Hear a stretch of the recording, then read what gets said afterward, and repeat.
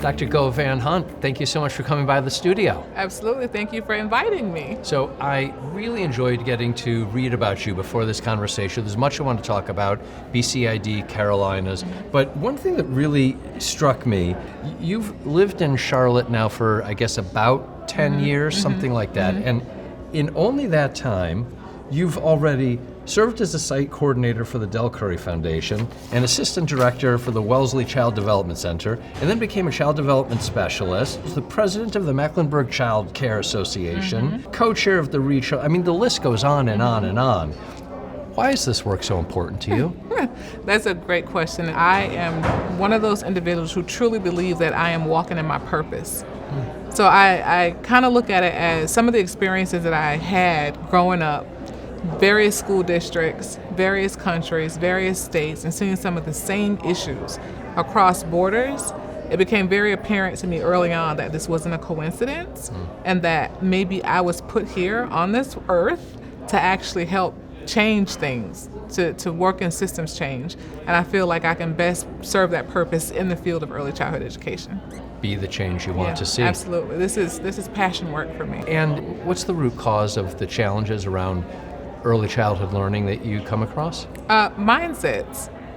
And what I mean by that is, unfortunately, we all exist in a system that was built, I don't care what country you're in or where you're in, on systemic racism, where socioeconomic status is a challenge, or race is a challenge. Doesn't have to be, but it is. So there are mindsets that exist around early child education where it's looked at as babysitting, it's not that important. Oh, the kids are so cute. But people don't understand that right here we're building a foundation for future academic success. So once we can, and that's at the root of systems change, once we can kind of massage people and get them to understand how critical early childhood education is, how important it is for the future success of all of our children, whether they're in class together or not, and how supporting people who are in early childhood spaces is, then it's going to be a challenge. So tell me about the work that you are doing locally, and I understand soon to expand beyond Charlotte to capture all of the Carolinas, I think. What areas are you focused on? We're focused in 5 different buckets of work, and it's going to sound like they're all over the place, but they really do connect to surround the whole child. So we take a whole child approach. So we focus on families. We center lived experiences. We center the genius that parents bring as their child's first and most important educator to this conversation. We focus on policy because we understand that in order to make differences, policies have to be written differently in order to protect our children. Health and wellness, literacy, and then, of course, early child education itself. You are a statewide leader to eliminate harsh and unfair disciplinary action in preschools. Yes. Now, I have read about this, and I've talked to people like you who work on it and study it in high school. And this is, maybe you'll correct me if I'm wrong, I think especially challenging for black boys. Yes. I've read about it, heard about it around high school, around middle school, around elementary school. You're talking about preschool. What is that reality, and what does it mean when a child and their parents experience that at such a young age? Yeah, absolutely. And it's difficult to even say. We do this work every day, and it still gets choked up when we say that it's difficult 3-year-olds are being suspended from their early learning environments. What does that mean? That means that our black children don't make up the majority of our preschool population, but they make up the majority of out of school or out of center suspensions and expulsions. It means that our children are being adultified.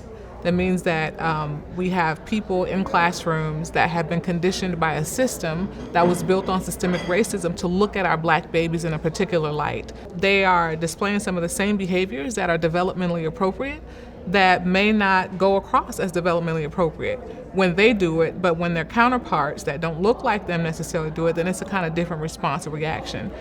Sometimes it's intentional, sometimes it's not. And what happens is we get a child who is suspended from an early learning environment, that changes that child's trajectory. So now we talk about when we cross them over into the K-12 system, a kid who's already learned that this is not a place for them. School and education is not a place for them. We got a family who struggles with economics because now we got to take time off from work to find another early learning environment, right?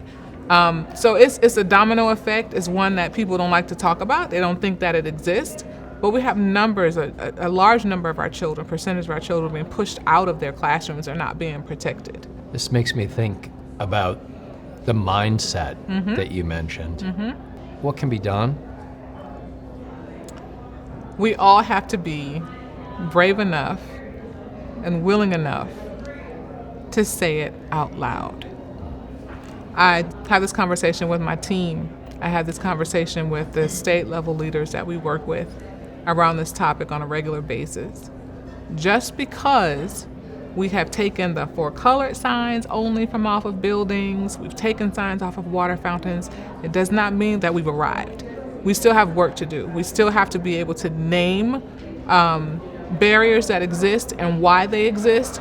We have to be willing to say that we are going to walk in equity, we're going to share power, we're going to center people first, and we're going to hold each other accountable. We got to be willing to do that first out loud. We have to love all of our babies first if we're going to shift mindsets. And what kind of reaction do you get from policymakers? We get, yeah, you're right, or absolutely correct, but still nothing. Sometimes they make efforts to do something different, and sometimes they just don't get it because there's a disconnect between head knowledge and heart knowledge. So once we're able to figure out, we know what we need to do in order to support early child education. We know what we need to do to make sure that all of our children, particularly speaking our Black and brown babies, have a just and equitable future. We know what it takes to do that, but we have to be moved to do something different. So that's what I mean by the head knowledge and their heart knowledge. We got to connect that. And what's next for BCDI-Carolinas? What's next for you besides, I guess, raising 2 daughters who I'm willing to bet might be running Charlotte someday? We'll see what happens. Okay, we'll wait on that. Yeah, But we'll wait on that part. More immediately, what's next for BCDI-Carolinas and for you? Absolutely. So next for BCDI-Carolinas is to continue to build a groundswell of support. It is our responsibility to arm our community, our families, our parents first, and our early education leaders with the resources, the information they need in order to advocate for themselves. We feel like if we can take a ground up and a top down approach, we might get to where we need to be quicker. For me, I'm going to continue to learn, to listen to our elders, to listen to our community members so that I am speaking the right message. I'm fighting for the right things. I'm standing in the right places. I'm sitting at the right tables in order to help massage things and put folks who need to be in the room. I am certain that that's where you will be and that you will be doing that work, ground up, top down, yes. Heads and hearts. Absolutely. Thank you for coming to the studio. Absolutely. Thank you for having me and thank you for listening.